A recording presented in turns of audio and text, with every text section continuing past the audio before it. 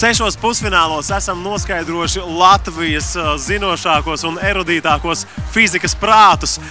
Un 7. maijā, kas jau būs pavisam drīz, Latvijas neatkarīgajā televīzijā varēsim vērot finālu un cīņu par galveno balvu par ceļojumu uz saulaino Rimini uz Itāliju visai komandai.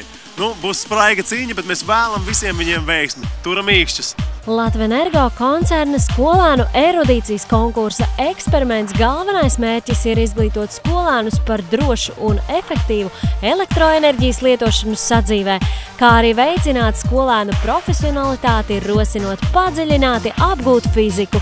Komandu cīņa jau 21. gadu risinās visas Latvijas mērogā, lai noskaidrotu labākās komandas no Rīgas, Kurzemes, Vidzemes, Zemgales, Latgales reģiona, kā arī Rīgas pilsētas. Šogad konkursam pieteicās vairāk kā 200 komandu, taču tikai 30 pašas zinošākās tikās spēles reģionālajos pusfinālos. Paņemiet tev uzliek.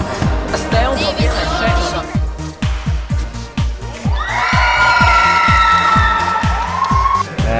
Šitā ir jāpievieno pie šitās, tā ir katrā pusē.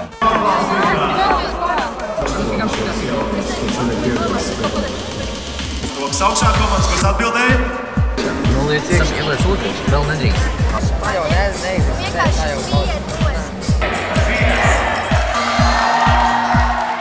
Visām pusfinālos iekļuvušajām komandām bija jātiek galā gan ar erudīcijas jautājumiem, gan jāsaslēdz elektriskās ķēdes, gan jāsver, jāmēra, jārēķina un jāpieveic eksperimenti.